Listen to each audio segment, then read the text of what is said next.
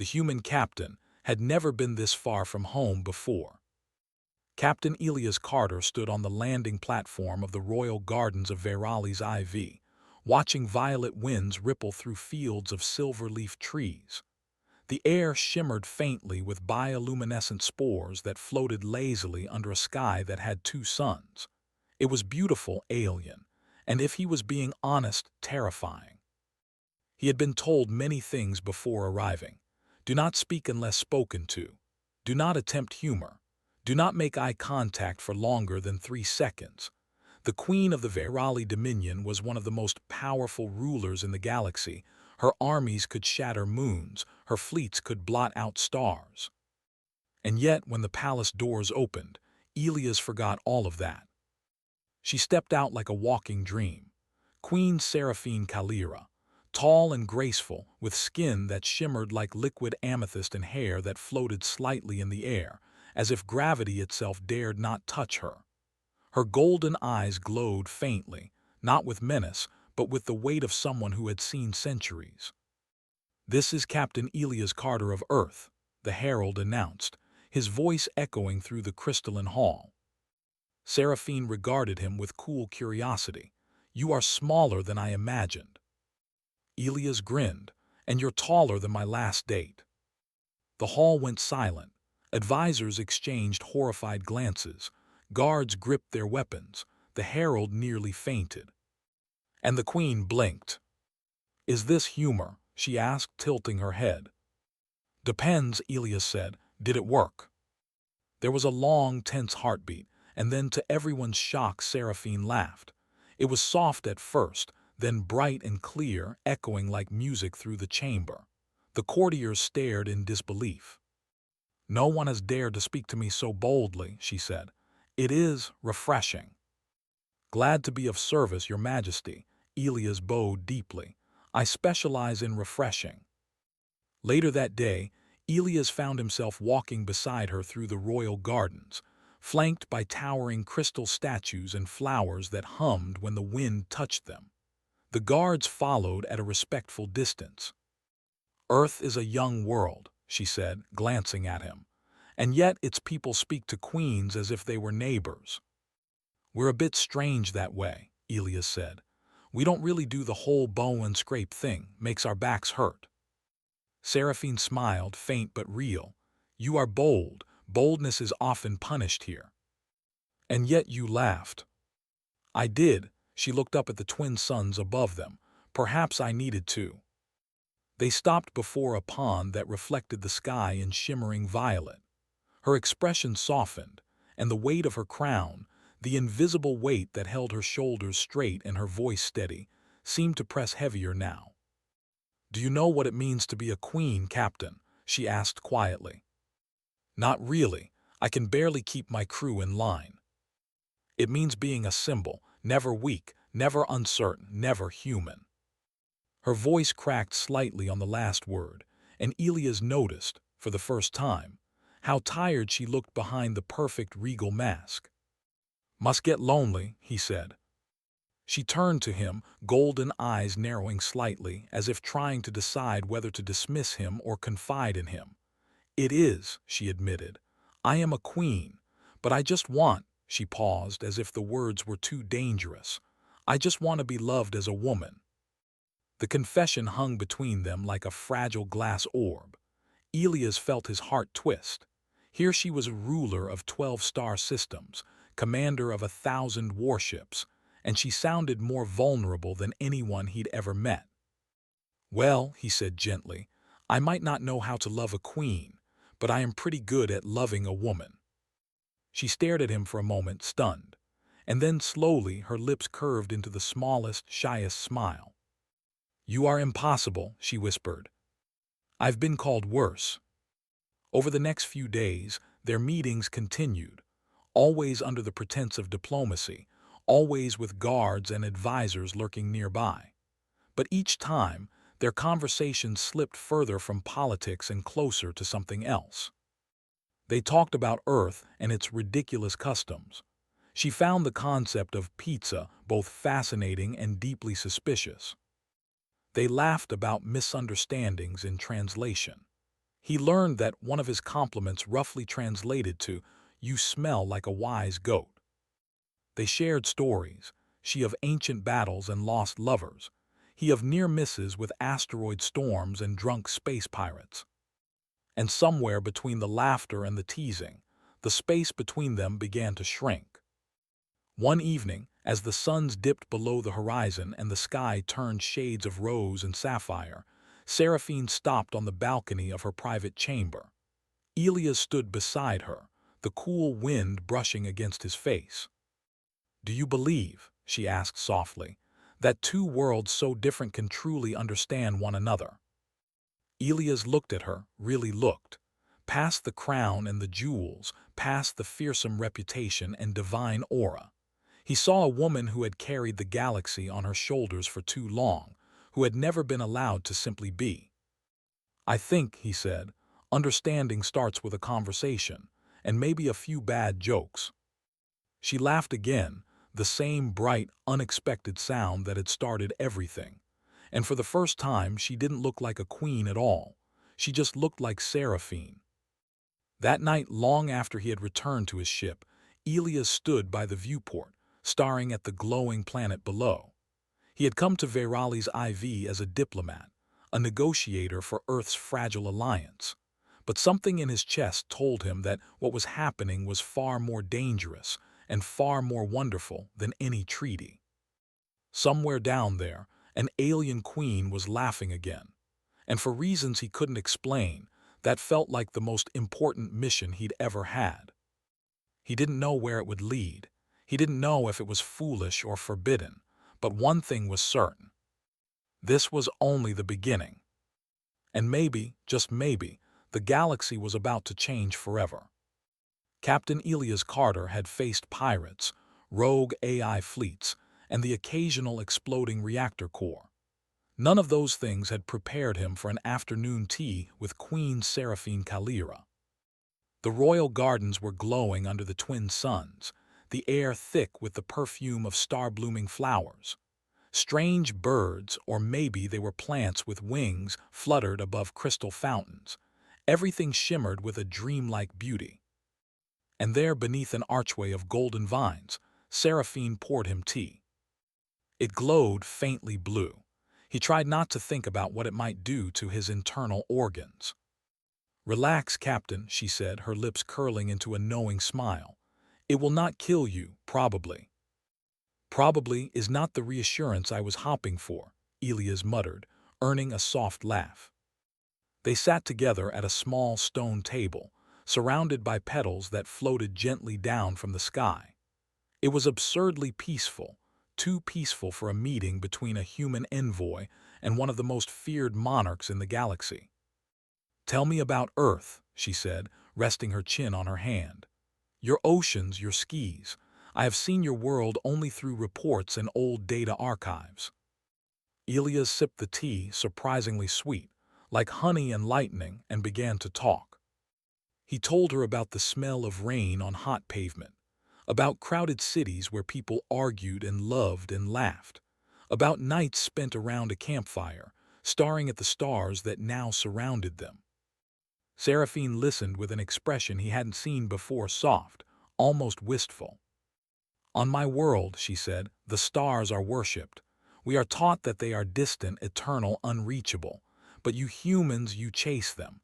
You build ships, you leap into the dark, you touch them." "Sometimes we crash into them too," Elias said with a grin. "But yeah, we try." "Why?" she asked, leaning forward. "Why risk so much for the unknown?" He thought for a moment. "Because we have to know what's out there.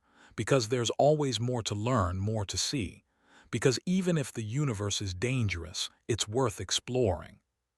Seraphine was quiet for a long moment. Then she looked at him with those golden eyes, eyes that seemed older than stars. "I envy you," she whispered. "Me?" "Yes, you, your people are free.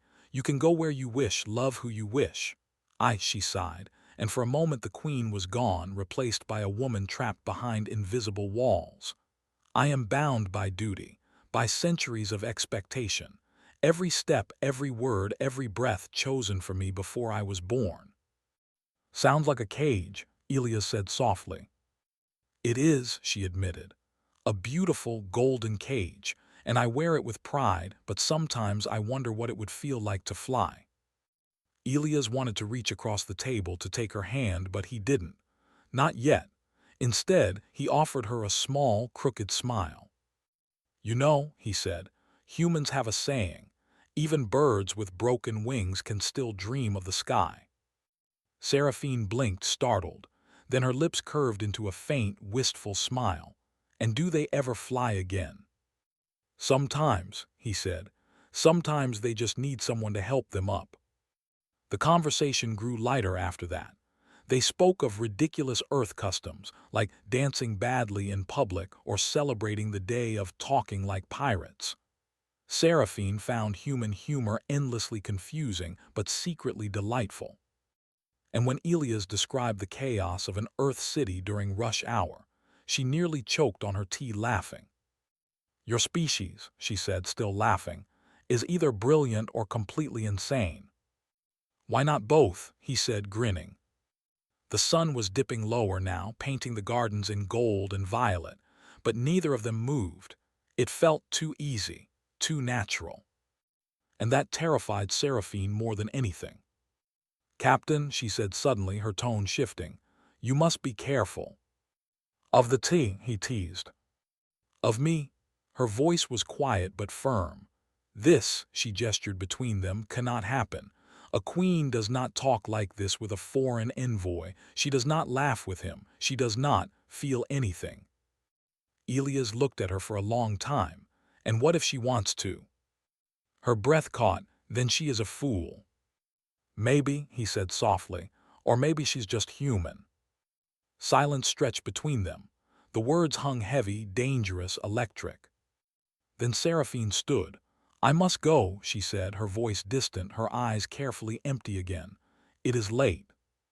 She turned and walked away, her steps graceful and regal, every inch the untouchable queen once more. But just before she disappeared through the archway, she paused. Without looking back, she said, almost too softly to hear, Thank you, Captain, for the tea. And then she was gone. Elias sat alone as the sky darkened, the last of the glowing petals drifting around him. He stared into his empty cup, his chest heavy and warm all at once. He hadn't meant for this to happen. He hadn't planned to peel back the layers of a queen's heart or to see the woman beneath the crown. But now that he had, there was no going back. He wasn't sure what tomorrow would bring, more walls, more distance, maybe even danger. But he knew one thing with absolute certainty. This wasn't just diplomacy anymore. It was something far more complicated, far more dangerous, and far more worth fighting for. Part III Whispers and Storms. Tilde 900 words. The palace was never quiet. Even at night, when the twin moons floated high above the gardens and the crystal towers glowed faintly, there was always movement, footsteps, whispers, the hum of 1,000 small decisions that kept an empire alive. But tonight felt different. The air was heavy, charged, like the breath before a storm, and Captain Elias Carter could feel it in his bones. He had not seen Queen Seraphine in 3 days. 3 days since that strange, beautiful afternoon in the gardens. 3 days since the tea, the laughter, the words that had slipped between them like something too dangerous to touch. And 3 days since she had walked away, leaving him standing alone with a heart that suddenly felt too heavy. He had tried to bury himself in work, diplomatic reports, trade proposals, dull lists of mineral exchange rates, but nothing could pull his mind from her. Every corridor he walked down, every echoing hall he passed through, he expected to see her. And every time she wasn't there, the ache in his chest grew a little sharper. On the 4th day, the summons came. A palace guard appeared outside his guest quarters, bowing stiffly. The Queen requests your presence in the Star Chamber, he said. Elia's heart leapt before he could stop it. He tried to play it cool. I suppose I can squeeze her into my schedule, he joked, but his palms were sweating. The Star Chamber was one of the most sacred rooms in the palace, a great circular hall with a domed ceiling of pure crystal. Through it, the night sky seemed impossibly close, every star like a heartbeat in the dark. Seraphine was already there when he arrived, standing alone at the center of the chamber, her long robes flowing like starlight. "Captain Carter," she said without turning. "Your Majesty," he replied, keeping his tone light. "I was beginning to think you were avoiding me." "I was," she said simply and turned to face him. Her eyes held none of the playfulness he'd grown used to. They were distant, troubled, full of storms he couldn't name. "I had to think," she continued, "about us, about what this friendship means." "Friendship," Elias echoed, raising an eyebrow. "That's what we're calling it." A tiny flicker of amusement touched her lips before fatting again. "It cannot be more than that," she said. "Not now, perhaps not ever." Elias stepped closer, his voice soft but steady. "And is that what you want?" Seraphine hesitated. "What I want does not matter." "Funny," he said, "because it seems to matter a lot to me." Her composure faltered then just a little. "You do not understand," she whispered. "My council suspects already. They think you seek influence over me. They whisper of manipulation, of treachery. If we continue this, they will come for you." "And let me guess," Elias said, "they're not the friendly sort." "They are not," she said, her voice trembling. "They could have you imprisoned, executed. Earth itself could lose everything we have worked for. I cannot risk that, I will not." There it was, the wall she had been trying to build between them. Strong, cold, impenetrable. But Elias had never been good at obeying walls.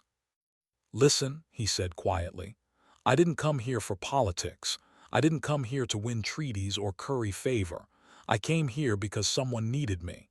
And now I think I'm here because I need her too." She stared at him, frozen. "You are a fool," she whispered. "Probably," he said, "but I'm your fool." For a heartbeat, neither of them moved. Then Seraphine's mask cracked just slightly, and something raw and unguarded slipped through. "Do you know," she said softly, "what it means for a queen to feel love? It is weakness. It is a chain. My people worship strength. If they see me as vulnerable, everything I have built could crumble." "Or," Elias said gently, "they could see you as real, as someone who understands them, who feels like they do." "Humans," she murmured almost to herself, "always believing in the impossible." "Hey," he said, grinning faintly, "it's what we're best at." The doors to the Star Chamber burst open before she could reply. A guard rushed in breathless. "Your Majesty, an attack on the Southern Defense Ring." Seraphine's head snapped up. "Who?" "Rebels," the guard said. "A faction loyal to Lord Vex'thul. They breached the perimeter, they're targeting the power conduits." Elias didn't wait for orders. "I'm coming with you." "No," she said firmly. "It's too dangerous." "Danger's kind of my thing," he replied. "Besides, I didn't bring my best running shoes for nothing." Despite herself, she smiled, just a little before turning and striding out of the chamber. Elias followed close behind. The palace corridors were chaos, alarms blaring, soldiers rushing past, orders shouted over comm links. Outside, the night sky burned with streaks of plasma fire. Distant explosions shook the ground beneath their feet. Elias had been in battles before, but never like this. Veralian technology was centuries ahead of Earth's, elegant, terrifying, and devastating. Yet the rebels moved with precision, striking key systems with deadly accuracy. Seraphine directed her forces with calm authority, her voice cutting through the panic like a blade. Elias found himself watching her in awe. The woman he'd seen laugh and cry now stood like a storm given form. "Seal the eastern corridor," she ordered. "Reroute power from Sector 7, and get the civilians to safety now." Elias joined a team of soldiers pushing toward the breached defense ring. Plasma fire hissed past him, scorching the walls. He ducked behind a barrier and shouted into his comm, "We need support at Junction C." On their way, Seraphine's voice answered, steady despite the chaos. Hold the line, Captain. Hold the line. For some reason, the words made his heart race. By dawn, the attack was over. The rebels were captured or scattered. The palace still stood, though smoke curled from scorched towers and the scent of ozone lingered in the air. Seraphine found Elias near the damaged conduit, sitting on a crate and nursing a burn on his arm. "You disobeyed me," she said, though her tone was more relieved than angry. "Wouldn't be the first time," he said. She knelt beside him, her golden eyes softening. "You could have died." "So could you." They stared at each other in silence, the world around them forgotten. And then, slowly, she reached out and took his hand. "Maybe," she whispered, "some things are worth the risk." And though the future was still uncertain, though the storm had only just begun, Elias knew one thing for sure. They were no longer just a queen and a captain. They were something far more dangerous and far more unstoppable. The night after the battle was strangely quiet, too quiet. The palace halls were dim and still, their usual hum of life replaced by the soft sound of distant repairs and whispered reports. But Captain Elias Carter couldn't sleep.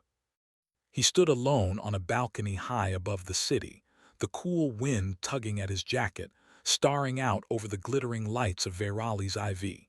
Somewhere down there, people were rebuilding, healing, moving on. But his mind wasn't on the city, it was on her. The memory of the fight still burned in his blood, the explosions, the chaos, the fear of losing her. And then the moment she took his hand afterward, her fingers trembling against his, whispering, "Some things are worth the risk." It haunted him, it thrilled him, and it terrified him. "Couldn't sleep?" a familiar voice asked. He turned. Seraphine was standing in the doorway, wrapped in a flowing robe of midnight blue.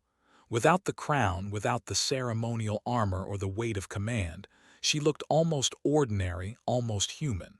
And to Elias she had never looked more beautiful. "Not really," he admitted. "Hard to sleep when you've been shot at, chased, and yelled at all in the same night." "Ah," she said with a soft laugh, stepping beside him. "The famous human spirit, always joking, even after almost dying." "Humor, how we deal with trauma," he said. "That and pizza, but I didn't see any pizza on the battlefield." Her laugh was quieter this time, warmer. "I am glad you are unharmed." "And I'm glad you're okay," he said, his tone softening. "You were incredible out there, calm, commanding, terrifying, but in a really attractive way." She gave him a playful look. "Careful, Captain, you flatter too easily."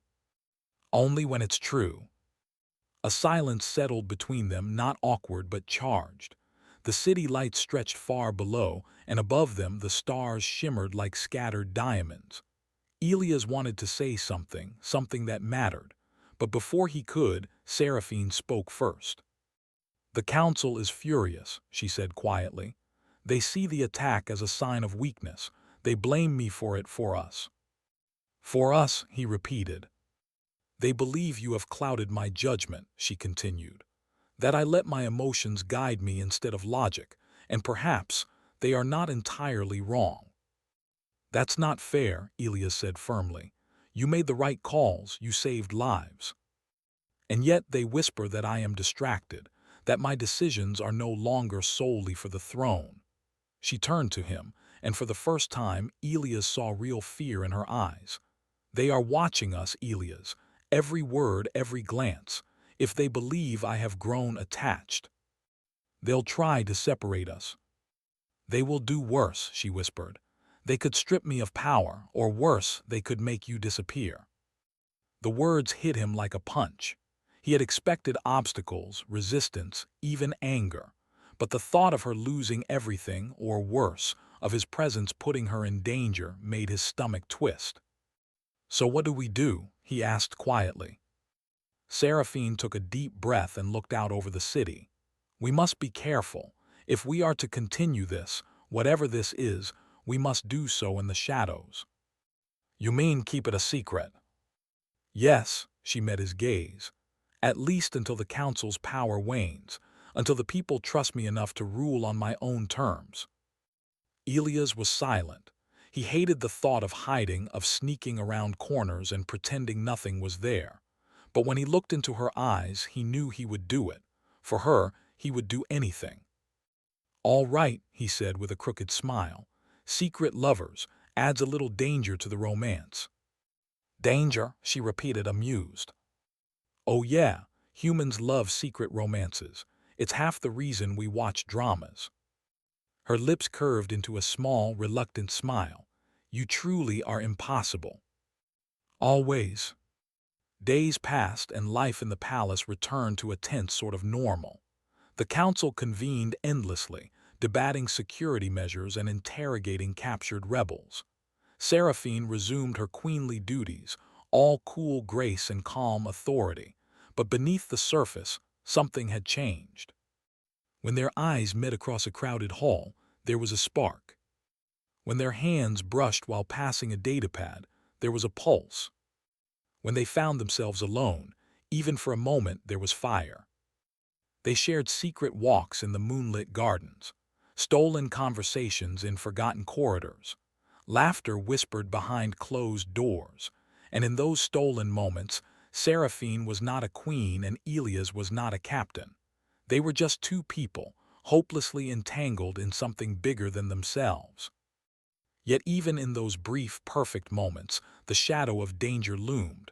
Spies watched, rumors spread, and though neither of them spoke it aloud, they both knew that what they had could unravel everything. One evening, as they met beneath the glowing branches of the royal courtyard, Seraphine looked troubled. "What's wrong?" Elias asked, stepping closer. "Something is coming," she said quietly. "The council grows restless. There are whispers of a vote, a motion to limit my authority." "Can they do that?" "If they have enough support, yes." Her voice trembled just slightly.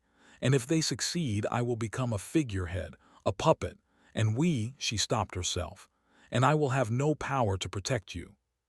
"Then we fight," Elias said simply. "Fight." "Not with weapons," he said.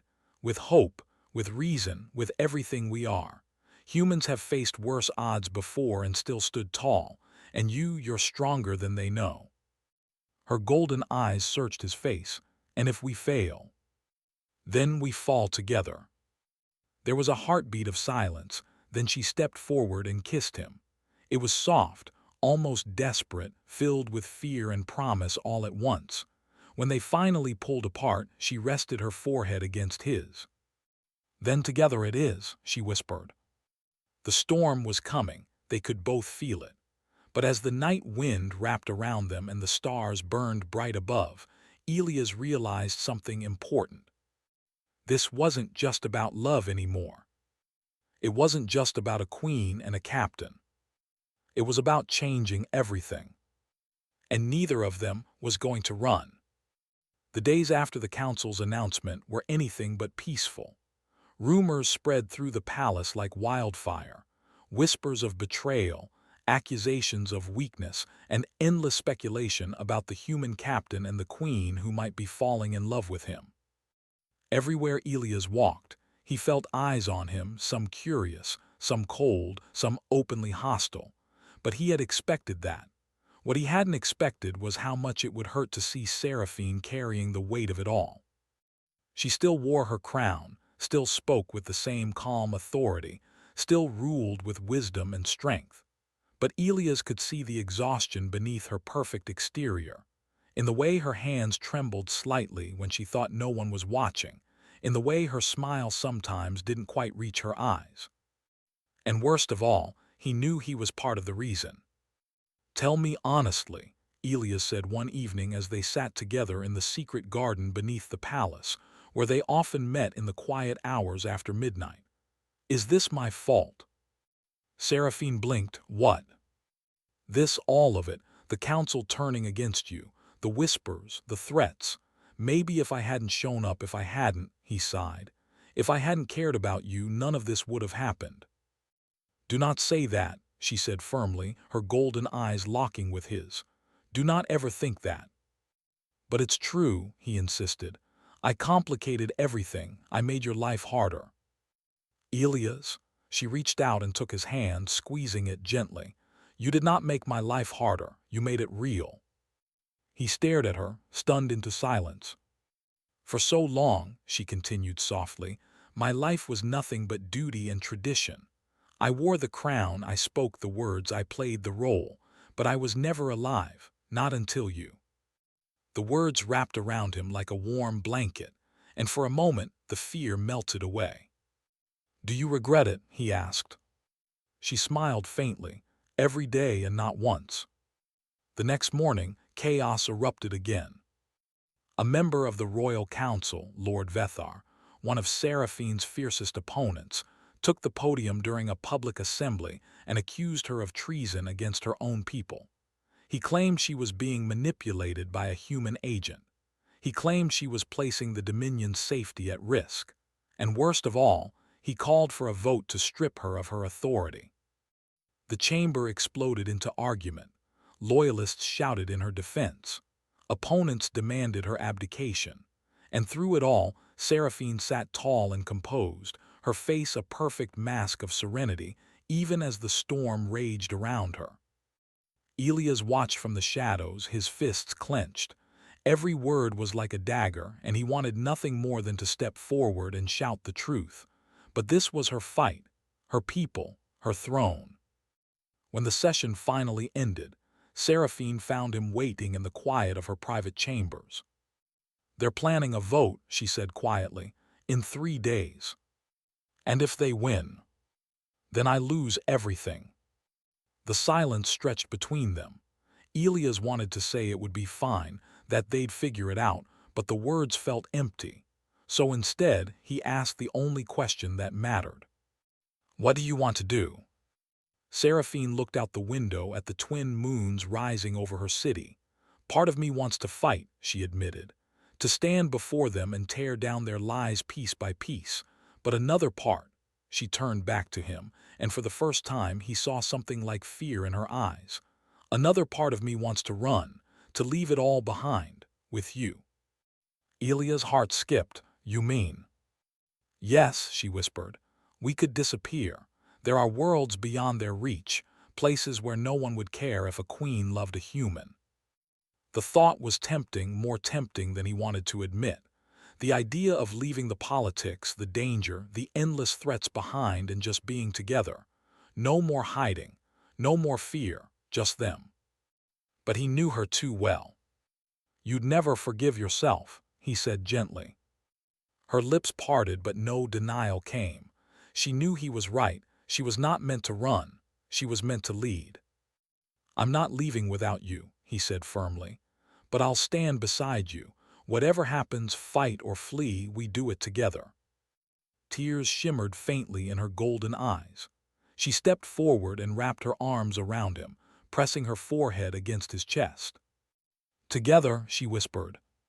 The next 2 days were a whirlwind. The palace prepared for the vote.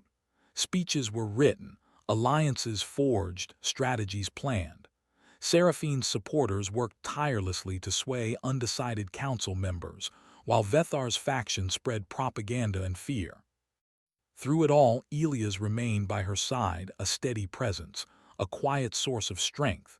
They still stole their secret moments when they could, a quick kiss in a dark corridor, a shared laugh over breakfast before the day's chaos began. But there was an edge to everything now, a sense that time was running out. On the eve of the vote, Seraphine and Elias returned once more to the secret garden. The air was still, the stars bright overhead. Tomorrow, she said softly, everything changes. Maybe, he said, or maybe it's just the beginning. She smiled, but there was worry in her eyes. Are you afraid? Terrified, he admitted. But I'd rather face the galaxy with you than face a safe future without you. Her heart swelled at his words, and under the silver light of the moons, she kissed him, slow and deep, as if trying to memorize the feel of him in case it was the last time. Tomorrow they would face the council. Tomorrow they might lose everything. But tonight they were just a queen and a captain, hearts tangled together in defiance of the stars. The day of the vote arrived beneath a sky that felt too bright for the storm brewing below it. Dawn light streamed through the crystal spires of the palace, painting the halls in gold and silver, but no one felt the warmth. Not today. Today, everything would change. Captain Elias Carter woke before sunrise, though he hadn't slept much. His heart had been racing all night, his thoughts spiraling in every direction. He had faced pirate ambushes, shipwrecks, and near-death battles, but nothing had terrified him quite like this. The possibility that, by nightfall, Seraphine could lose her throne. And maybe lose him too. He dressed in his cleanest uniform, ran a hand through his messy hair, and stared at his reflection. "All right, Carter," he muttered. "Try not to ruin everything." The council chamber was overflowing. Hundreds of nobles, generals, and advisors filled the circular hall, their faces a mix of anger, fear, and curiosity. Cameras floated in the air, broadcasting the proceedings across the Dominion. Outside the palace, crowds gathered, some chanting for the queen, others calling for her downfall. And at the heart of it all sat Seraphine Calira, radiant and composed on her throne. Elias slipped quietly into the chamber, finding a spot near the back. She didn't look at him, but he knew she felt him there. Even across the room, the invisible thread between them tugged gently at his heart. "Order," boomed Lord Vex'thul, his voice echoing through the hall. "Today we decide whether Queen Seraphine still has the right to rule." Murmurs rippled through the chamber. Vex'thul paced slowly, his smile thin and cold. In recent weeks, the Queen has shown weakness. She has allowed foreign influence to corrupt her judgment. She has jeopardized the safety of our empire for personal desires. Gasps and whispers spread like wildfire. Elias felt the heat rise in his cheeks but forced himself to stay still. "She has consorted with a human, a species that has brought us nothing but trouble and war," Vex'thul continued. "And now, because of this attachment, our enemies grow bolder, our people lose faith, and our traditions crumble. This must end." Seraphine rose from her throne. "Enough." Her voice was soft but carried through the hall like thunder. The room fell silent. "Lord Vex'thul," she said, "you speak of weakness, but what you call weakness I call strength." He scoffed. "Strength? You risked your people for a human." "I risked my people for peace," she said. "For understanding.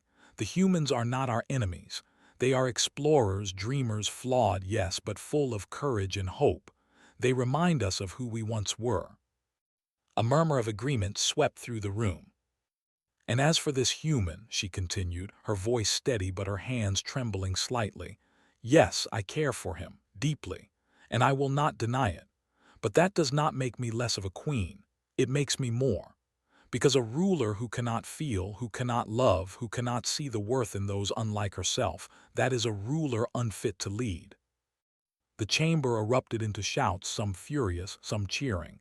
Vex'thul slammed his fist on the table. "This is madness."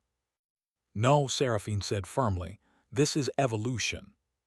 She turned to the council as a whole. "For centuries, we have ruled through fear and tradition, but the galaxy is changing, and I refuse to lead my people by clinging to the past. I will lead them into the future, a future built on trust, on alliance, on hope." The silence that followed was heavy and electric. Then Vex'thul's cold voice sliced through it. "Very well, let us vote." The vote was agonizingly slow. One by one, council members stood and cast their choice, in favor or against. Elias clenched his fists with each word, his heart hammering like a drum. At first, the votes leaned heavily against her. Then slowly they began to shift. In favor. In favor. Against. In favor. It was close, too close. When the final counselor stood, the chamber was silent. Elias held his breath. The old man's eyes flicked from Seraphine to Vex'thul, then back again. In favor. The chamber exploded, cheers, shouts, angry cries, but Elias barely heard them. All he heard was the pounding of his heart. All he saw was Seraphine, standing tall and radiant, a faint, trembling smile on her lips. The vote was hers. She would remain queen. Hours later, when the crowds had dispersed and the chamber had fallen silent, Seraphine found Elias in the palace gardens. She was still wearing her ceremonial robes, her crown slightly askew, her hair coming loose from its braids. For once, she didn't look like a queen. She just looked like her. "It's over," she said softly. "It's just beginning," Elias replied.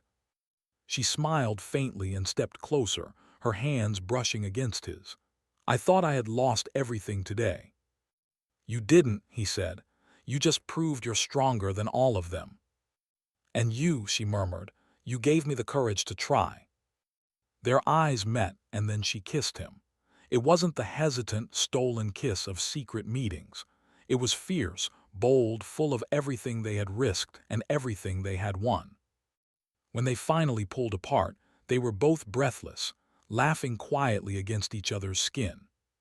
"What now?" Elias asked. "Now," Seraphine said, "we build the future we spoke of, together." "And the council?" "Let them talk," she said with a shrug. "Let them whisper I am their queen, and I am done hiding." Elias grinned. "I always liked a woman with power." "And I," she said, her golden eyes glowing, "always liked a man foolish enough to challenge it." They stood there beneath the twin suns, fingers entwined, hearts steady. The road ahead would not be easy. There would be battles, resistance, and shadows still to face. But for the first time, the future felt bright. And for the first time, they would face it not as queen and captain, but as something far more powerful. Together, the palace had not felt this alive in years. For days after the vote, the halls buzzed with energy, diplomats arriving from distant systems, banners unfurling from the high towers, and people filling the streets below with cheers. Queen Seraphine Kalira had not only kept her throne, she had reshaped it. For the first time in centuries, the Vex'thul's dominion was looking outward, not with fear, but with hope. And at the center of it all, beside her as always, was Captain Elias Carter. He still felt out of place in the royal court, a scruffy earth officer among shimmering robes and jewel-encrusted armor. But now, when people whispered as he passed, the tone was different. Less anger, more curiosity, more wonder. Some even bowed slightly as he walked by. "Enjoying the attention, Captain," Seraphine teased one morning as they walked through the palace gardens, sunlight glinting off the silver-leaved trees. "I'm trying not to trip over my own boots," he said. "If I embarrass myself in front of another ambassador, I'll never live it down." "You are a hero now," she said with a small smile. "The human who helped save a queen." "More like the human who stood around making bad jokes while the queen saved herself," he said. She laughed, a sound that still made his heart skip. "Do not underestimate the power of your bad jokes. They have saved me more times than you know." But not everyone shared the joy. There were still whispers, angry ones. Factions that had supported Lord Vex'thul were regrouping, muttering about betrayal and tradition. Rumors spoke of sabotage, of secret alliances forming in the dark. And though Seraphine's rule was secure for now, Elias could feel it. The next storm was coming. It came faster than expected. 3 weeks after the vote, a coded transmission reached the palace, intercepted rebel chatter. A plan to assassinate the queen during the annual unity ceremony, where she would address millions across the Dominion. The plan was bold, dangerous, and worst of all, it was already in motion. "We must cancel the ceremony," said General Kareth, Seraphine's chief of security. "It is too risky." "If we cancel," Seraphine said, "they win. They will prove that fear controls us. I will not allow that." "Then we increase security," Kareth argued. "No," Elias said suddenly. All eyes turned to him. "They'll expect that. They'll have planned for it. We need to surprise them instead." Seraphine raised an eyebrow. "And how do you suggest we do that?" He smiled faintly. "We make me the target." It was reckless, stupid, possibly suicidal, but it was also the best plan they had. The assassins would expect Seraphine to be the most protected person in the room. They wouldn't expect a human officer, the Queen's rumored lover, to stand exposed. He would be bait, and they would come for him. "I forbid it," Seraphine said when they were alone later. "I will not risk your life for my throne." "You're not risking my life," Elia said gently. "I'm choosing to risk it. And you're not just a queen anymore. You're hope for your people, for mine. That's worth more than one stubborn human." Her golden eyes shimmered. "Do not speak like that," she whispered. "Do not speak as if you are already gone." "I'm not going anywhere," he said with a grin. "I'm too handsome to die." Despite herself, she laughed. And then she kissed him fiercely, desperately, as if trying to hold him there in that moment forever. "Come back to me," she whispered against his lips. "Always." The day of the ceremony dawned bright and clear. The plaza before the palace was filled with thousands of citizens, and broadcast drones hovered overhead, transmitting the event across the stars. Seraphine stood tall on the grand balcony, dressed in royal white and gold, her voice strong as she spoke of unity, courage, and a future where humans and Vairalians stood side by side. The crowd cheered, banners waved, and in the shadows, Elias waited. His heart pounded as he scanned the rooftops, the balconies, the crowd. Every face could be an enemy. Every hand could hold a weapon. Then he saw it, a glint of metal high above, a figure shifting into position. "Got you," he whispered. The shot came a heartbeat later. Time seemed to slow. He dove, slamming into Seraphine just as the bolt screamed through the air, missing her by inches and grazing his shoulder. Pain flared, hot and sharp, but he barely felt it. "Elias," she gasped as guards swarmed around them. "I'm fine," he lied, wincing as warm blood soaked his uniform. "Just a scratch." Chaos erupted. Guards shouted, drones zoomed in, and the would-be assassin tried to flee but was quickly captured. The crowd roared, some in fear, others in defiance. And through it all, Seraphine stood tall again, her hand gripping Elias tightly as she raised her voice once more. "They tried to silence us," she declared. "They tried to break us, but we are still here, and we will not be afraid." The plaza exploded in cheers.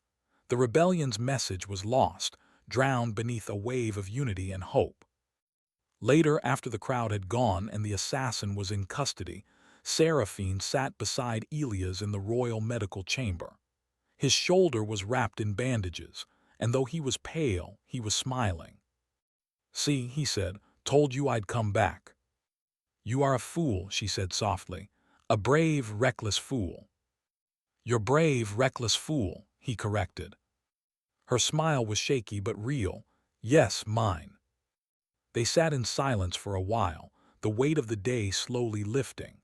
Outside, the city glowed beneath a night sky full of stars, a future stretching endlessly before them. "What now?" Elias asked finally. "Now," Seraphine said, "we build something new, a true alliance, not just between our worlds but between us." He grinned, "A queen and a captain." "A woman and a man," she corrected gently. "Two people who refuse to let fear win." Elias reached for her hand and held it, warm and steady. "Then let's start with tomorrow." "No," she said with a smile, "let's start with now." And as the stars shone brightly above them, they kissed, not as a secret anymore, not as a risk, but as a promise. A promise of love that had defied crowns and councils, battles and betrayals. A promise that, no matter what storms came next, they would face them together.